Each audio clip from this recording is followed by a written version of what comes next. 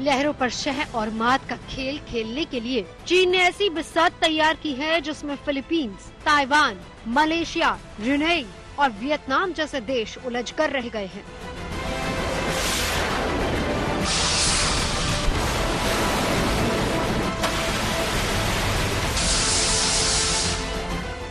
समंदर पर कब्जे की चाहत में दौड़ रहा ड्रैगन हर वक्त अपने पड़ोसियों की सरहदों को निगलने की फिराक में रहता है। कभी फिलीपींस को ताकत की घुड़की दिखाता है तो कभी ताइवान पर आंखें तरेरता है, लेकिन अब वक्त का पासा पलटने लगा है। समंदर में चीन की दादागिरी को रोकने के लिए भारत उन देशों के लिए मसीहा बनकर आया है जो चीन की कारस्तानियों से परेशान रहते हैं।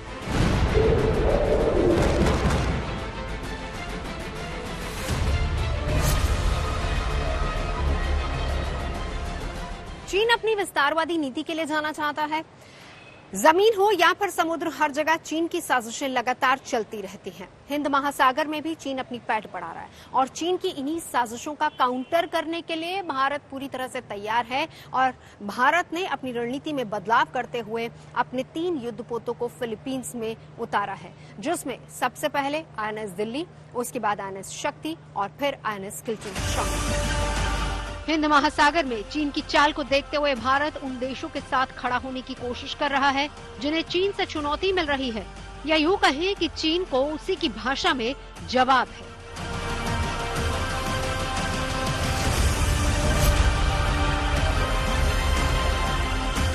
भारत के द्वारा आईएनएस दिल्ली, आईएनएस किल्टन और आईएनएस शक्ति नामक अपने 3 नेवल शिप्स का फिलीपींस भेजना ये भारत की इंडो पैसिफिक रणनीति के तहत ही किया गया है। और इसमें security and growth for all in the region, जो सागर का हमारा विजन है, उसके तहत भी ये डिप्लॉयमेंट किया गया है। और ये जो डिप्लॉयमेंट है ये रेगुलर बेसिस पर भारत आने वाले समय में भी करेगा।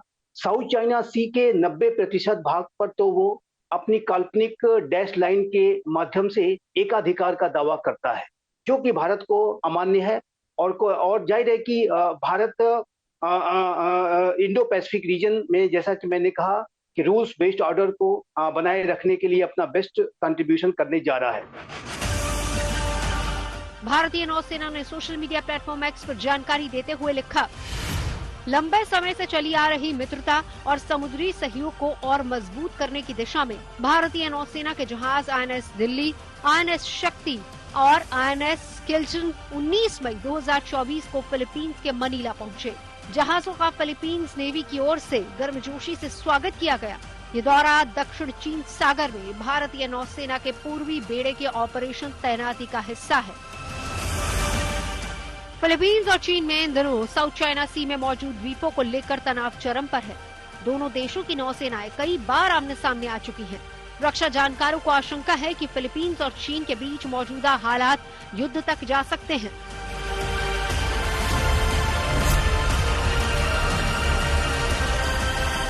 जाहिर है कि साउथ चाइना सी एक बेहद महत्वपूर्ण क्षेत्र है। इंडियन ओशन और पैसिफिक ओशन को ये कनेक्ट प्रदान करता है। विश्व का बहुत ही बड़ा ट्रेड इस पूरे भाग से होता है और प्राकृतिक संसाधनों के लिहाज से भी ये क्षेत्र बेहद महत्वपूर्ण है। और ये निसंदेह चाइना के लिए एक स्पष्ट रूप से चेतावनी है कि चाइना, जो कि साउथ चाइना सी के 90% भाग पर जिस तरीके का उसका दावा है, वो अंतर्राष्ट्रीय समुदाय को अमान्य है। इंटरनेशनल ट्रिब्यूनल ने बहुत पहले ही 2016 में ही इस पूरे चाइना के क्लेम को रिजेक्ट कर दिया था, यद्यपि कि चाइना ने उसे नहीं माना। लेकिन जाहिर है कि भारत हो, अन्य लोकतांत्रिक राष्ट्र हो, वो साउथ चाइना सी के भी रूल्स बेस्ड ऑर्डर को बनाए रखने के लिए संकल्पबद्ध है। भारत के जिन 3 युद्धपोतों ने साउथ चाइना सी में कदम रखा, उनमें एक है guided missile destroyer INS Delhi class.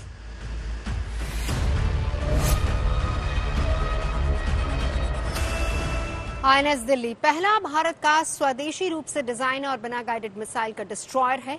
1997 में इसको नौसेना में कमीशन किया गया था, जिसके बाद 2018 में इसको अपग्रेड किया गया और अब ये आधुनिक साजो सामान और तकनीक से पूरी तरह से लैस है। आईएनएस दिल्ली की ताकत को दुश्मन भी अच्छी तरह से जानता है और समझता भी है, लिहाजा इसका सामना करना आसान नहीं होगा। मिसाइल डिस्ट्रॉयर आईएनएस दिल्ली की अधिकतम रफ्तार 59 किलोमीटर प्रति घंटा है। रेंज है 7200 किलोमीटर। 7 तरह के सेंसर्स और रडार से लैस आईएनएस दिल्ली में 2 तरह के इलेक्ट्रॉनिक वॉरफेयर और डिकॉय सिस्टम भी लगे हैं। दुश्मन के परखचे उड़ाने के लिए इसमें 8 BrahMos, 32 Barak, 48 stealth SAM launchers लगाए गए हैं। साथ ही एक AK-100 नेवल गन, 30 mm के 2 AK-630M गन, 2 RBU 6000 लॉन्चर्स और टॉर्पीडो ट्यूब से भी इसे लैस किया गया है। आईएनएस दिल्ली में 350 नौसैनिक सवार हो सकते हैं। साथ ही इस पर 2 सी किंग MK-42B हेलीकॉप्टर तैनात हो सकते हैं।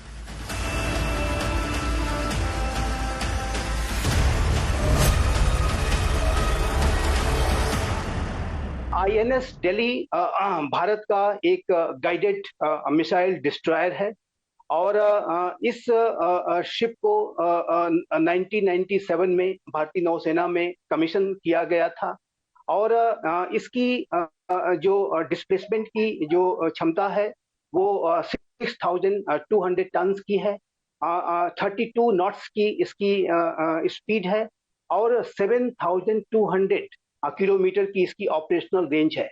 और इस गाइडेड मिसाइल डिस्ट्रॉयर पर भारत के जो ब्रह्मोस सुपरसोनिक मिसाइल्स ऑपरेट कर सकते हैं और इसके अलावा जो अन्य जो वेपन सिस्टम्स हैं, गन्स हैं, वो उससे ऑपरेट करती हैं और जाहिर है कि ये भारत की नौसेना की एक बड़ी शक्ति है। समंदर में चीन के दुस्साहसों का जवाब देने के लिए फिलीपींस ने भारत से ब्रह्मोस मिसाइल भी हासिल कर ली है, जिसकी गिनती दुनिया की सबसे तेज सुपरसोनिक क्रूज मिसाइलों में होती है। भारत ने फिलीपींस को जो ब्रह्मोस मिसाइलें सौंपी हैं, उनकी रेंज 290 किलोमीटर तक है।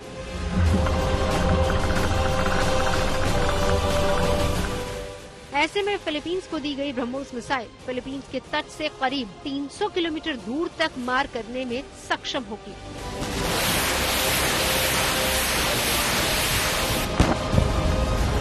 हालांकि फिलीपींस से चीन की जमीनी सरहद की दूरी 1000 किलोमीटर से ज्यादा है, इसीलिए ब्रह्मोस मिसाइल सिर्फ चीनी युद्धपोतों को निशाना बना सकेगी। यानी अब इसकी फायरिंग रेंज से चीनी युद्धपोतों का बच पाना नामुमकिन होगा।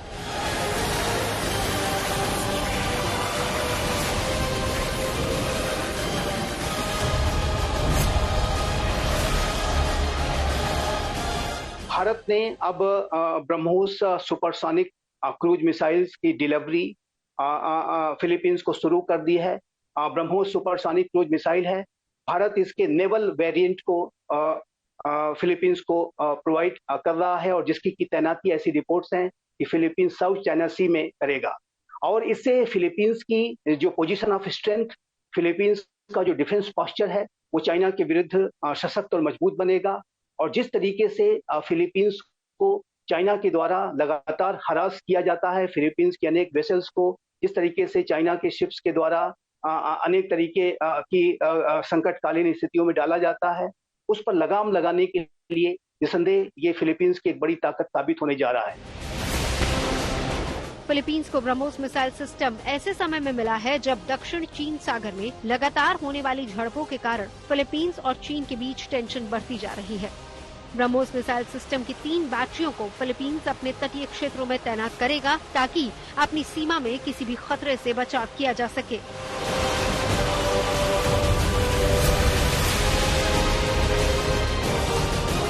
फिलीपींस के साथ साथ इंडोनेशिया और वियतनाम जैसे देशों ने भी भारतीय ब्रह्मोस मिसाइल में अपनी दिलचस्पी दिखाई। वो भी इसको खरीदना चाहते हैं और इससे साफ जाहिर होता है कि किस तरीके से मेक इन इंडिया और भारतीय हथियारों की डिमांड दूसरे मुल्कों में और ज्यादा बढ़ रही है। भारत का एक और वॉरशिप आईएनएस किल्टन भी चीन की चुनौतियों का जवाब देने के लिए फिलीपींस पहुंच चुका है, जो कि एक एंटी सबमरीन वॉरशिप है। आईएनएस किल्टन भारत का पहला युद्धपोत है जिसे कार्बन फाइबर कंपोजिट मटेरियल से बनाया गया है, जिस वजह से इसे बनाने में कम खर्च आता है और साथ ही ये वजन में काफी हल्का होता है, जिससे लहरों पर इसकी रफ्तार बढ़ जाती है। आईएनएस किल्टन स्वदेशी युद्धपोत है। लहरों पर करीब 25 नॉट यानी कि 46 किलोमीटर प्रति घंटे की रफ्तार से चलने की ताकत रखता है। अत्याधुनिक हथियारों और सेंसर से लैस INS किल्टन के पास 5,550 किलोमीटर की रेंज की रखवाली करने की भी क्षमता है। इसमें heavy weight torpedo, ASW rocket, 76 mm calibre medium range बंदूक और 2 मल्टी बैरल 30 mm बंदूकें शामिल हैं। साथ ही इसे एडवांस ESM यानी कि इलेक्ट्रॉनिक सपोर्ट मेजर सिस्टम से भी लैस किया गया है। कॉर्वेट्स 4 शक्तिशाली डीजल इंजनों से लैस है, जो किसी भी मौसम में और समय में कॉर्वेट्स को धीमा नहीं पड़ने देंगे।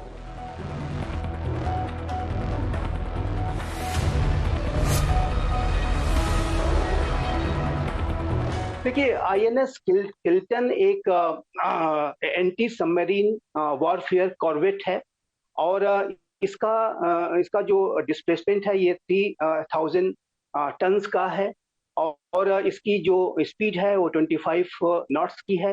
5500 किलोमीटर की इसकी ऑपरेशनल रेंज है और ये जो INS किल्टन जो कि एंटी सबमरीन वॉरफेयर कॉर्वेट है, ये भारत के प्रोजेक्ट 28 के तहत विकसित किया गया था। अब आपके मन में ये सवाल उठ रहा होगा कि साउथ चाइना सी आखिर है कहाँ और ये क्यों सुलग रहा है और भारत क्यों साउथ चाइना सी की सुरक्षा को अहमियत दे रहा है। दरअसल साउथ चाइना सी में करीब 250 छोटे बड़े द्वीप हैं। करीब करीब सभी द्वीप निर्जन हैं। इनमें से कुछ ज्वार भाटे के कारण कई महीनों पानी में डूबे रहते हैं तो कुछ अब पूरी तरह से डूब चुके हैं। साउथ चाइना सी का इलाका हिंद महासागर और प्रशांत महासागर के बीच है और चीन, Taiwan, Vietnam, Malaysia, Indonesia, Brunei और फिलीपींस से घिरा हुआ है। इंडोनेशिया के अलावा दूसरे सभी देश इसके किसी न किसी हिस्से को अपना कहते हैं। पूरे साउथ चाइना सी पर 1939 से लेकर 1945 तक जापान का कब्जा था, लेकिन दूसरे विश्व युद्ध में जापान की हार के बाद चीन ने इस पर अपना कब्जा बढ़ाना शुरू कर दिया।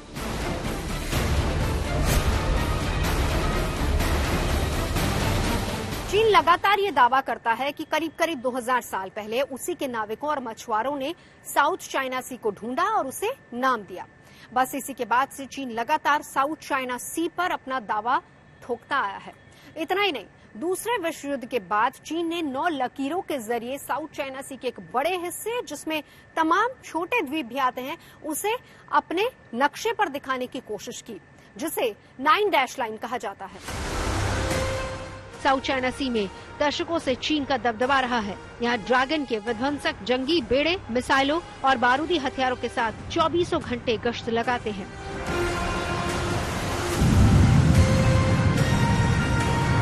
समंदर के उसी इलाके में चीन अपनी मनमानी करता है, पड़ोसी देशों की सीमा पर अतिक्रमण की कोशिशें करता है, लेकिन अब हालात बदलने लगे हैं। चीन के पड़ोसी देश चीन की मनमानी के खिलाफ पुरजोर आवाज बुलंद करने लगे हैं।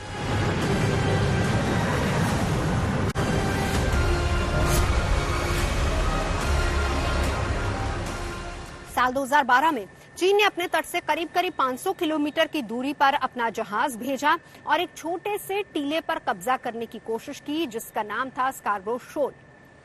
ये इलाका फिलीपींस के बेहद नजदीक पड़ता है और यही एक सबसे बड़ी वजह थी कि फिलीपींस और चीन दोनों आमने सामने आ गए। फिलीपींस के क्योंकि ये सबसे नजदीक पड़ता था तो जाहिर सी बात है कि फिलीपींस इस पर अपना हक छोड़ने को तैयार नहीं था। हालांकि इसको लेकर फिलीपींस और चीन में लंबे समय तक तनातनी जरूर रही है। स्कार्बरो शोल की अहमियत इसलिए है क्योंकि मछली पकड़ने निकलने वाले जहाज अगर समुद्री तूफान में फंसते हैं तो ये टीला उनके लिए डूबते को तिनके के सहारे जैसा है। फिलीपींस ने चीन को इंटरनेशनल ट्राइब्यूनल में घसीट लिया। इंटरनेशनल ट्राइब्यूनल की सुनवाई में चीन शामिल नहीं हुआ। अंतर्राष्ट्रीय पंचायत ने चीन के दावे को खारिज कर दिया, मगर चीन ने ट्राइब्यूनल के फैसले को मानने से ही इनकार कर दिया। चीन का इरादा है कि दक्षिणी चीन सागर से होने वाली कारोबारी आवाजाही पर उसका कंट्रोल हो, जो कि दुनिया के कारोबार के लिए ठीक नहीं है। साफ है कि चीन का इरादा दक्षिणी चीन सागर का आर्थिक रूप से फायदा उठाने का है, मगर बात सिर्फ आर्थिक फायदे की होती तो भी ठीक था।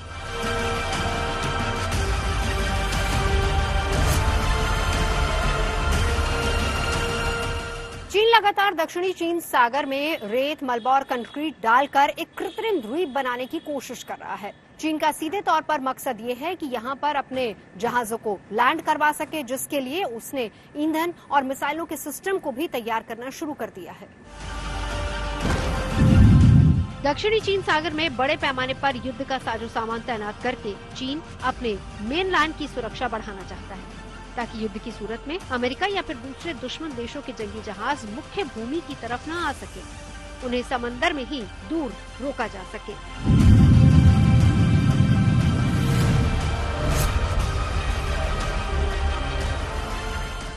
पिछले करीब एक दशक से चीन लगातार अपनी विस्तारवादी नीति के जरिए दूसरे मुल्कों के द्वीपों को या तो उकसा रहा है या फिर उन्हें डराने धमकाने की कोशिश करता है। इसमें फिलीपींस के द्वीप हैं, ताइवान, जापान के कई द्वीप हैं।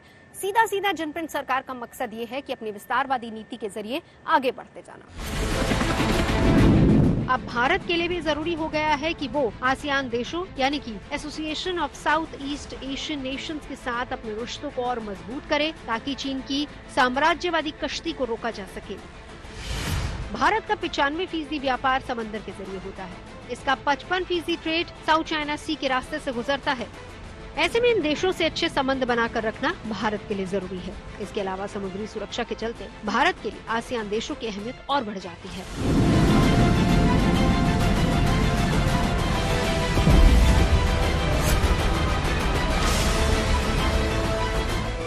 1988 में आया आर्थिक मंदी ने आसियान देशों की निर्भरता चीन पर बढ़ा दी। बस यहीं से चीन ने इसका फायदा उठाना शुरू कर दिया और साउथ चाइना सी में अपना दबदबा कायम करने की कोशिश की।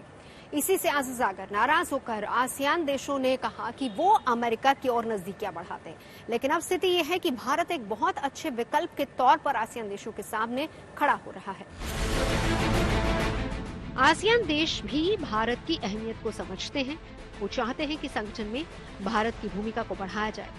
चीन को काउंटर करने के मकसद से इस इलाके में भारत की भूमिका को अमेरिका भी मानने लगा है। वो पहले इस इलाके को एशिया पैसिफिक कहकर बुलाता था, लेकिन अब इसे इंडो पैसिफिक यानी कि हिंद प्रशांत क्षेत्र कहता है।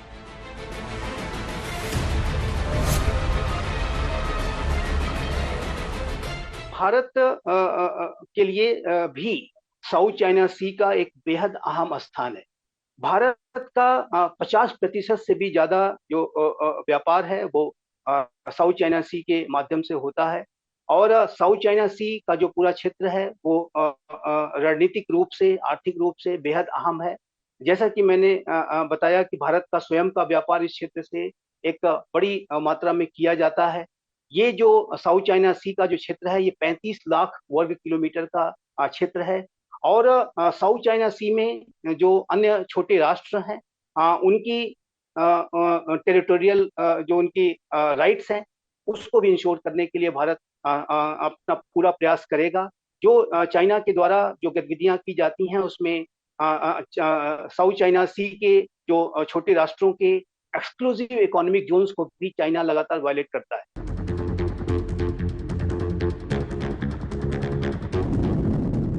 आसियान देशों के बीच तेजी से हथियारों की मांग बढ़ रही है। सीप्री यानी कि Stockholm international peace research institute की 2023 की रिपोर्ट के मुताबिक साउथ ईस्ट एशियाई देशों का मिलिट्री खर्च 2 दशकों में दोगुना हो गया है। साल 2000 में ये देश अपनी सुरक्षा पर 1.67 हजार करोड़ रुपए खर्च करते थे, जो कि साल 2021 में बढ़कर 3.57 हजार करोड़ रुपए हो चुका है। मिलिट्री पर किए गए खर्च में सबसे ज्यादा तेजी 2013 में देखने को मिली। ये वही समय था जब चीन ने साउथ चाइना सी के इलाके में अपना एक तरफा दबदबा कायम करने के लिए घुसपैठ को तेज कर दिया था।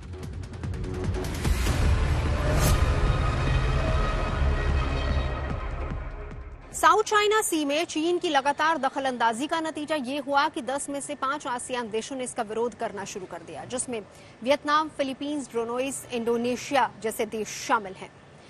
ये देश लगातार चीन का विरोध कर रहे हैं और इन्हें चीन का काउंटर करने के लिए हथियारों की जरूरत है, जिस पर भारत लगातार और तेजी से काम कर रहा है। आसियान देशों को हथियार देकर भारत न सिर्फ चीन को हिंद महासागर से बाहर करने की कोशिश कर रहा है, बल्कि इसके जरिए चीन को उसी के पड़ोस में घेरने में मदद भी कर रहा है। दरअसल भारत से जो मिसाइलें और हथियार आसियान देशों को देने की तैयारी की जा रही है, वो साउथ चाइना सी के पास तैनात किए जाएंगे। भारत सिर्फ ब्रह्मोस से नहीं बल्कि लड़ाकू एयरक्राफ्ट तेजस भी आसियान देशों को बेचने की कोशिश कर रहा है, जिससे साउथ चाइना सी में चीन के जहाजों पर नजर रखी जा सके।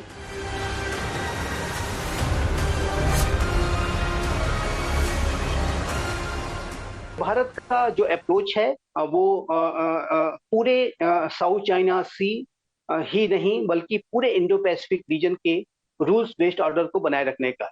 और भारत के जो आसियान देशों के साथ जो संबंध है वो लगातार प्रगाढ़ और गहरे हो रहे हैं, इसमें कोई दो राय नहीं है।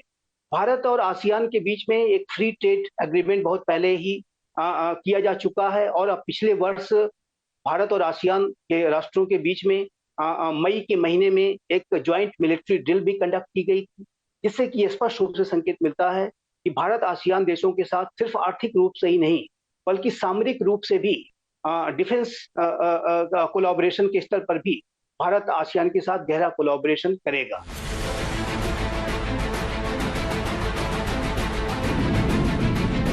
चीन हर गरीब देश को पैसा देता है, चाहे वो अफ्रीका में हो या फिर साउथ ईस्टर्न एशिया।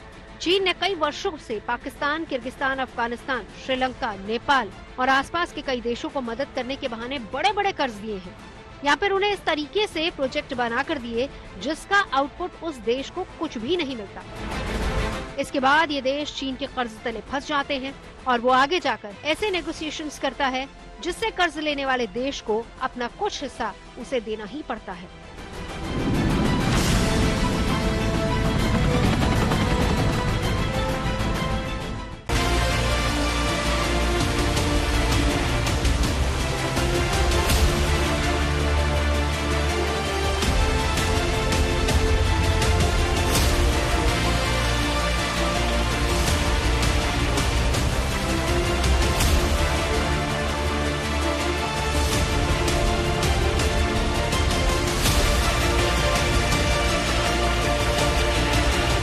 श्रीलंका ने हम्बनटोटा और पाकिस्तान ने ग्वादर बंदरगाह चीन के कर्ज नहीं चुका पाने के कारण उसको कुछ समय के लिए लीज पर दे दिया है।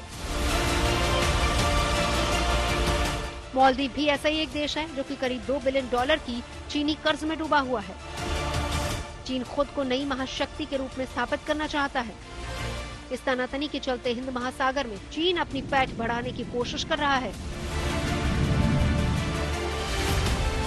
चीन ने 2017 में जिबूती में एक नौसैनिक अड्डा बनाया। जिबूती में अमेरिका, फ्रांस और जापान सहित 8 देशों के नौसैनिक अड्डे हैं। चीन अपनी सामरिक रणनीति के तहत म्यांमार, श्रीलंका और मालदीव सहित हिंद महासागर से जुड़े देशों में सक्रियता बढ़ा रहा है। चीन ने तंजानिया के बागामोओ में एक कमर्शियल पोर्ट तैयार करने की योजना बनाई है। शक तो ये जताया जा रहा है कि वो वहाँ नौसैनिक अड्डा बना सकता है। साथ ही चीन ऐसा चक्रव्यूह तैयार कर रहा है जिसकी बदौलत वो भारत को घेराबंदी कर सके। इसके लिए चीन पड़ोसी देशों को साथ रहा है, उन्हें कर्ज के जाल में फंसाकर अपने इशारे पर नाचने को मजबूर कर रहा है। चीन भारत के खिलाफ स्ट्रिंग ऑफ पर्ल्स तैयार कर रहा है। अब क्या है स्ट्रिंग ऑफ पर्ल्स, ये समझना बहुत जरूरी है। स्ट्रिंग ऑफ पर्ल्स चीन के ऐसे नेवल बेस की चेन है जिससे वो भारत को घेरने में जुटा है। साजिश की इस माला की शुरुआत जिबूती से होती है, जहां चीन ने अपना पहला विदेशी सैन्य अड्डा बनाया। इस माला का दूसरा मोती है पाकिस्तान का ग्वादर पोर्ट, जहां चीनी फौज तैनात है। वहीं श्रीलंका का हम्बनटोटा पोर्ट, जिसे चीन ने 99 साल की लीज पर ले लिया। बांग्लादेश के चटगांव में भी चीन ने अपनी बंदरगाह को विकसित कर लिया है। वहीं म्यांमार के खौफ्यू बंदरगाह में भी चीन की मौजूदगी खतरे का सायरन है। बंगाल की खाड़ी में मौजूद इस बंदरगाह का इस्तेमाल चीन अपने कमर्शियल समुद्री सुविधा के लिए करता है। रक्षा जानकारों का मानना है कि भविष्य में चीन इसका इस्तेमाल सैन्य अड्डे के तौर पर कर सकता है।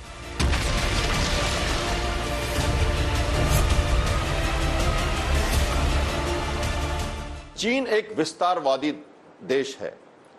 हमेशा से इसकी ये चाहत रहती है कि अपने बॉर्डर्स इंक्रीज करे, दूसरों की सीमाओं में जाए और अपनी सीमाओं में उनको मिलाए। चाइना का इंडियन ओशन में लगातार प्रभाव बढ़ता जा रहा है और वो भारत को नॉर्दर्न बॉर्डर से तो हम सब जानते हैं और डोकलम के बारे में हमने सुना है और हमने जो लद्दाख में देखा वो सब हम जानते हैं। चाइना का वॉर भी हमने देखा है, पर इंडियन ओशन की तरफ से ये जो नया प्रहार है जो हमें घेरने की कोशिश है, चाहे वो बांग्लादेश में चिटगांव हो या फिर हम्बनतोता हो श्रीलंका में, या फिर ये जो ग्वादार पोर्ट हो कराची के पास, इन सबों को मिला के वो चाहता है कि अपनी नौसेना की शक्ति बढ़ाएं, पोर्ट्स एंड हार्बर्स में अपनी, या जिबूती में उसका जो देखते हैं नेवल बेस जो बन रहा है, अफ्रीकन कोस्ट में, हॉर्न ऑफ अफ्रीका में, तो यहां से वो इन्फ्लुएंस करना चाहता है इंडियन ओशन को, भारत को प्रभाव में लाना चाहता है और इन देशों के साथ जुड़कर एक स्ट्रिंग जो उन्होंने बनाया है जिसको वो स्ट्रिंग ऑफ पल्स कर रहे हैं। साथ साथ वो जो मैरीटाइम सिल्क रूट है उसको भी वो एनर्जाइज करके चाहता है कि वो इन जगहों को जोड़ें और यहां से अपनी शक्ति को बढ़ाएं, एक्सटेंड करें अपनी नौसेना की प्रभाव को। चीन की स्ट्रिंग ऑफ पर्ल रणनीति के जवाब में भारत अपनी नेकलेस ऑफ डायमंड रणनीति पर काम कर रहा है, जिसमें एक्स ईस्ट पॉलिसी के तहत सैन्य और आर्थिक सहयोग को बढ़ावा देना है। साथ ही बंदरगाहों के निर्माण से लेकर सैन्य और नौसेना संबंध को भी बढ़ाना है। भारत की इस बहुआयामी रणनीति का उद्देश्य चीन को जवाबी तौर पर घेरना है।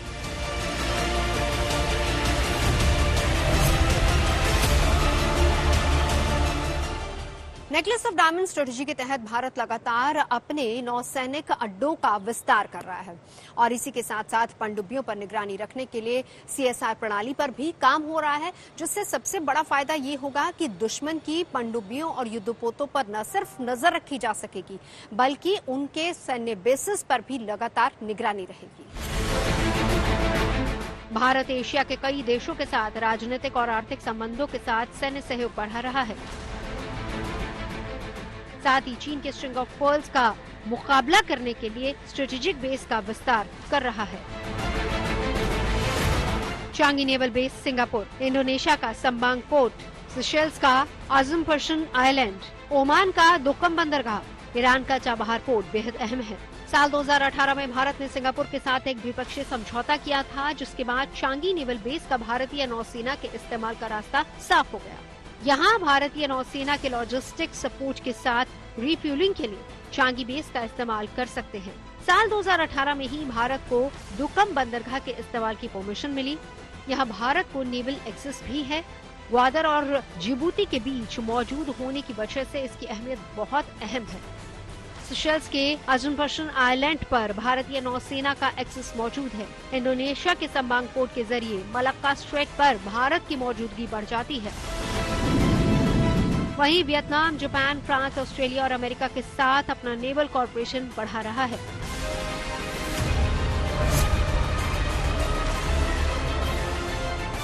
नेकलेस ऑफ डायमंड एक स्ट्रैटेजी है जो भारत को चाइना के इंडियन ओशन के प्रेजेंस के विरुद्ध अपनी एक नीति देता है और ये नीति एक तरह से भारत का दूसरे विश्व के साथ एक कोलैटरल कोलैबोरेशंस, चाहे वो इंडियन ओशन में हो या चाइना के चारों तरफ से, साउथ से इंडिया है ही, और एक तरफ से फिर ईरान में चावार पोर्ट का निर्माण, या हमारे ओमान पोर्ट में, दोकम में पोर्ट में हमारा जो सामंजस्य बना है।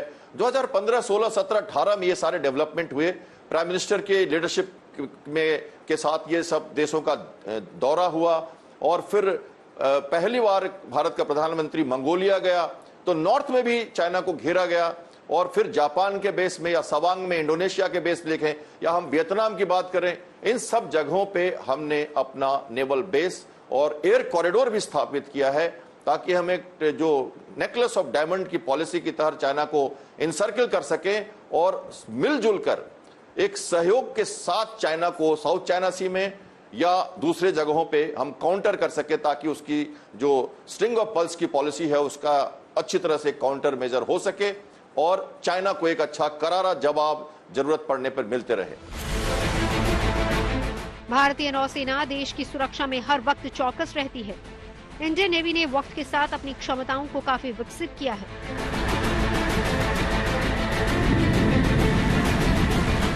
बदलती तकनीक के साथ तालमेल बिठाया है, सेना को मॉडर्नाइज किया है। भारत न केवल युद्धपोतों के माध्यम से बल्कि समुद्री टोही विमानों के जरिए भी हिंद महासागर के पानी की निगरानी करने के लिए अच्छी स्थिति में है। यही वजह है कि हमारी भारतीय नौसेना से मुकाबला करने की हिमाकत कोई नहीं करता। दिल्ली से नवजोत रंधावा के साथ bureau report, good news today.